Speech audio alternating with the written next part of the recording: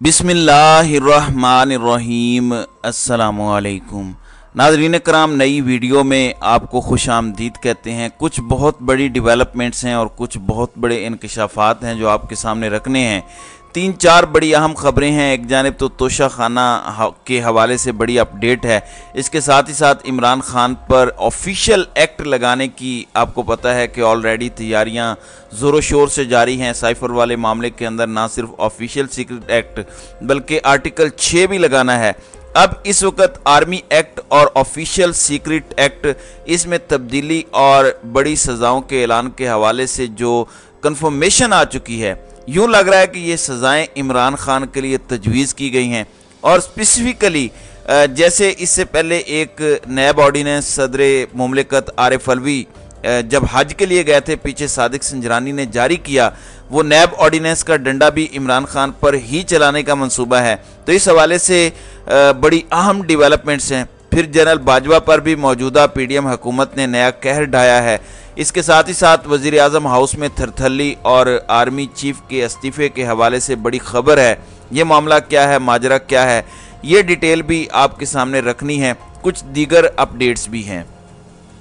नाज़रीन कराम, सबसे पहले मैं आपको बता दूं कि मुस्लिम लीग नून के रहनुमा इरफान सिद्दीकी का कहना है कि अगस्त के आखिर तक नवाज शरीफ पाकिस्तान आकर इंतखाबी मुहिम की क़ियादत करेंगे। एक बयान में इरफान सिद्दीकी ने कहा कि पीटीआई के चेयरमैन अपनी सियासत के हाथों दफन हो चुके हैं। ये सियासत के हाथों दफन होने वाली इनकी ख्वाहिश तो है, लेकिन ये फैक्ट नहीं है, ये एक इनकी विश हो सकती है। और ये अपनी सियासत के हाथों, बल्कि इस वक्त जो कुछ हो रहा है और नून लीग ने जिस तरह का तारीखी सरेंडर किया है ताकतवरों के आगे, इसकी भी मिसाल नहीं मिलती। दूसरी जानिब दुबई में पाकिस्तान की 2 बड़ी सियासी जमातों के बड़े रहनुमाओं में तवील मुशावरत जारी है, मगर अभी तक निगरान वज़ीर आज़म का नाम फाइनल नहीं हो सका। अलबत्ता इलेक्शन मुकर्रर वक्त पर कराने पर इत्तेफाक है। अभी तक जाहिर है सामने से तो कोई नहीं कहेगा, मुंह पर तो कोई नहीं कहेगा कि इलेक्शन आगे हमने लेके जाने हैं। वो सर्कमस्टांसेस ऐसे बनाए जाएंगे। अब कौन क्या गेम कर रहा है, नवाज शरीफ की क्या गेम है, वो क्या करना चाह रहे हैं, ये गौर तलब है। तो दुबई में मौजूदा सियासी बैठक से मुंसलिक मोतबर ज़राए का कहना है कि मुल्क में मुआशी एमरजेंसी पर भी गुफ्तगू हुई, जिसके तहत इलेक्शन को 6 माह के लिए मौखर करने के इम्कानात पर भी गुफ्तगू की गई। मगर सियासी निज़ाम की पुख्तगी और इस्तेहकाम के लिए कहा यह गया है कि इंतखाबात हम वक्त पर करवाएं तो ज़्यादा बेहतर है। वैसे नवाज शरीफ की ख्वाहिश यही थी कि इसहाक डार अगर वज़ीर आज़म बन जाते हैं निगरान, तो फिर निज़ाम को तूल भी दे दिया जाए तो नवाज शरीफ को कोई एतराज़ नहीं होना था। इत्तलाआत हैं कि साबिक वज़ीर आज़म नवाज शरीफ और आसिफ सरदारी के दरमियान तवील बैठक सोमवार की रात हुई। इंतहाई मोतबर ज़राए ने तस्दीक की कि मुशावरत का सिलसिला तकरीबन 2.5 घंटे दुबई में एक बड़े होटल के मीटिंग रूम में जारी रहा। इसके अलावा मुशावरत में ये बात कई बार दोहराई गई कि निगरान वज़ीर आज़म मुकम्मल तौर पर गैर जानिबदार और गैर मुतनाज़ा होना चाहिए। नवाज शरीफ तो एक इंतहाई मुतनाज़ा और इंतहाई जानिबदार शख्स लाना चाहते थे, लेकिन इंतखाबी नताइज को सब कबूल करें, इसलिए जरदारी साहब ने नवाज शरीफ को कहा। वैसे जरदारी साहब कौन सा दूधों धुले हैं, उनका बस चले तो वो बिलावल को निगरान वज़ीर आज़म बना दें। अगले चंद माह के दौरान मुआशी निज़ाम की बेहतरी के लिए ताकतवर मुआशी माहिर की ज़रूरत पर भी जोर दिया जा रहा है। ताकतवर मुआशी माहिर की ज़रूरत पर जोर क्यों दिया जा रहा है? क्योंकि दोनों रहनुमाओं का इत्तेफाक है कि मुआशी बदतरी से सारी सियासी जमातों के वोट बैंक पर असर पड़ा। मुज़ाकरात से वाबस्ता अफराद का कहना है कि फ़िलहाल दोनों सियासी जमातों के रहनुमाओं ने पाकिस्तान में अपनी अपनी दीगर सियासी क़यादत को भी मुज़ाकरात के बारे में आगाह नहीं किया। यानी ये बात सिर्फ इन दोनों तक के लिए है। इसलिए कई सियासी रहनुमा दुबई बैठक से लाइल्मी का इजहार कर रहे हैं। मतलब ये बहुत टॉप लेवल पर बात है। ज़राए का कहना है कि दोनों सियासी रहनुमाओं में मज़ीद बातचीत की जाएगी और दीगर इत्तेहादी जमातों के रहनुमाओं को इसके बाद एतमाद में लिया जाएगा। तो कई घंटों की मुशावरत में कई नाम ज़ेरे बहस आए। खुसूसन जनूबी पंजाब से ताल्लुक़ रखने वाली गैर सियासी शख्सियत पर भी तवील सेशन हुआ, मगर हतमी फैसला अभी तक नहीं हो सका। इत्तलाआत हैं कि साबिक वज़ीर आज़म मुआशी अबतरी के लिए फौरी इक़दामात करने पर जोर दे रहे हैं और आसिफ अली जरदारी मुल्क में फौरी इंतखाबात के बाद मुआशी बेहतरी के लिए इक़दामात के मामले पर डटे हुए हैं। तो ये आप समझ सकते हैं कि असल गेम क्या है। معاشی بہتری شاید ان دونوں کا ایجنڈا نہ ہو، لیکن یہ اپنے اپنے سیاسی ایجنڈوں کی تکمیل اسی آڑ میں کرنا چاہتے ہیں۔ دوسری جانب ناظرین کرام، سینٹ نے آرمی ایکٹ ترمیمی بل منظور کر لیا ہے۔ چیئرمین سینٹ صادق سنجرانی کی سربراہی میں سینٹ کا اجلاس ہوا، جس میں وزیر دفاع خواجہ آصف نے آرمی ایکٹ ترمیمی بل منظوری کے لیے پیش کیا، جسے ایوان نے منظور کر لیا۔ آپ کو پتہ ہے کہ خان صاحب پر army act, official secret act اور اس طرح کی دیگر دفعات آلریڈی لگانے کی بات چیت ہوتی رہتی ہے۔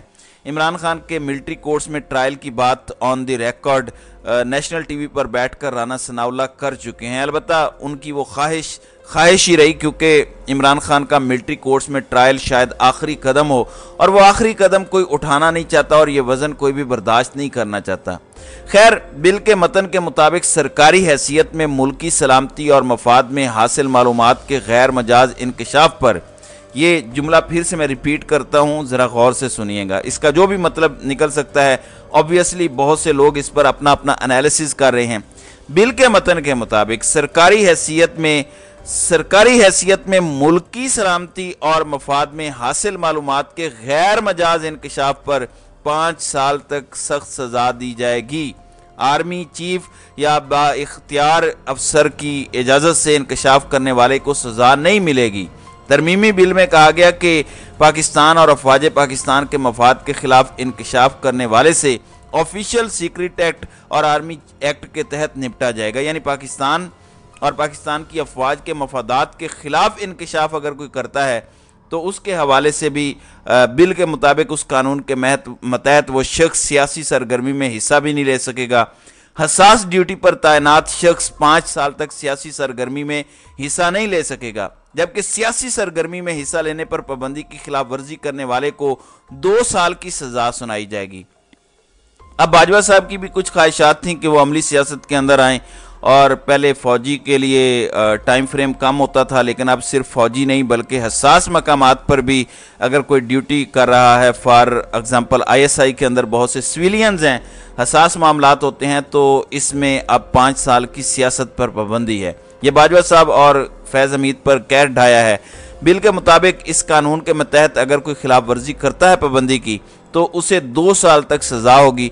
بل کے مطابق الیکٹرانک کرائم میں ملوث شخص، اب یہ بھی بڑی اہم بات ہے، بل کے مطابق الیکٹرانک کرائم میں ملوث شخص جس کا مقصد پاک فوج کو بدنام کرنا ہو، اس کے خلاف الیکٹرانک کرائم کے تحت کارروائی ہوگی۔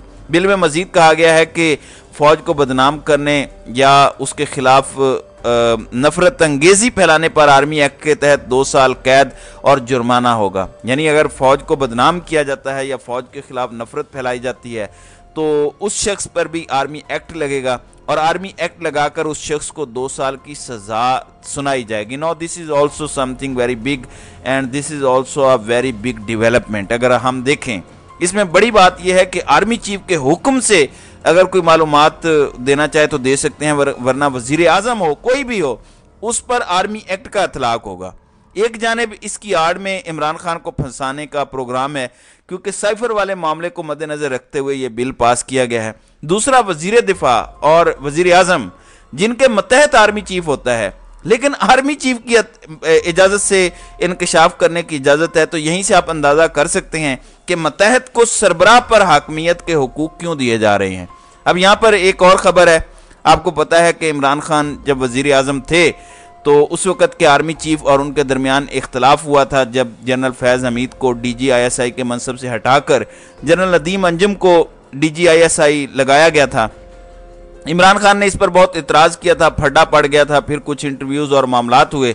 اب کامران یوسف نے ایک سٹوری کی ہے ایکسپریس ٹریبیون میں، when general Bajwa resigned, basically general Bajwa کے حوالے سے پہلی مرتبہ کچھ نئے انکشافات سامنے آئے ہیں، اور اکتوبر 7 2021 میں عمران خان کے پرنسپل سیکرٹری کو ایک ارجنٹ کال آئی، اور دوسری سائٹ پر کوئی اور نہیں بلکہ اس وقت کے army chief general Qamar Javed Bajwa تھے۔ انہوں نے کہا کہ میں نے بات کرنی ہے عمران خان سے۔ انہیں یہ بتایا گیا کہ پرائم منسٹر صاحب ایک میٹنگ میں ہیں۔ جنرل باجوہ نے فوری طور پر جو بم شیل ایک گرایا جس نے عمران خان کی حکومت کو پینک میں پہنچا دیا، انہوں نے کہا کہ tell the prime minister that I am resigning, جا کے بتا دیں پرائم منسٹر کو کہ میں ریزائن کر رہا ہوں، اور 1 ہفتہ ہے آپ کے پاس نیا آرمی چیف لگانے کا۔ आज़म खान उन्हें कहते रहे कि ऐसे ना करें सर, तो बाजवा साहब ने फ़ोन ही रख दिया, हैंग कर दिया। फिर कहा जा रहा है कि बहुत से टॉप कमांडिंग अफसरान आर्मी चीफ के पास आ गए और उन्होंने आर्मी चीफ को कन्विंस करना शुरू किया कि आप ऐसा ना करें। इस पर प्राइम मिनिस्टर ऑफिस में पैनिक में था। तो ये चीज़ें पहली दफ़ा पब्लिक की जा रही हैं। उन्होंने ये दावा किया है। वैसे मुल्क के सारे मामलात हल हो जाते अगर खान साहब वो इस्तीफ़ा कबूल कर लेते। खान साहब अब ये सोचते होंगे, लेकिन बाजवा साहब के फिर इस तरह से मामलात अफवाम तफहीम से हल हुए। फिर आपको पता है कि बाजवा साहब ने जो अपॉइंट किया था DGISI, वही मामला हुआ, वही सब कुछ हुआ। लेकिन this is a very big, आप कह लें कि बहुत बड़ी रेवोल्यूशन है और बहुत बड़ा इंकशाफ है और बहुत बड़ी चीज़ सामने आई है कि बाजवा साहब ने अक्टूबर में रिज़ाइन कर दिया था और प्राइम मिनिस्टर को बता दिया था कि हफ्ते के अंदर अंदर नया आर्मी चीफ लगा दें। नाज़रीन इकराम, बाजवा साहब ने जो पाकिस्तान के साथ किया है वो हम सब के सामने है, वो बोलने की ज़रूरत नहीं है। और मैं समझता हूँ कि सबसे ज़्यादा नुकसान जनरल बाजवा ने इंस्टीट्यूशंस का किया है कि इंस्टीट्यूशंस की वो जो एक फ़ाइन लाइन थी वो जनरल बाजवा के अवामिल की वजह से क्रॉस हुई। ये नहीं होना चाहिए था। दिल दुखता है ये सोच के भी कि क्या होता रहा और क्या कुछ अब हो रहा है। तो नाज़रीन इकराम, आपकी इस वीडियो के हवाले से क्या राय है? आप अपनी राय का इजहार कमेंट सेक्शन में ज़रूर कीजिएगा।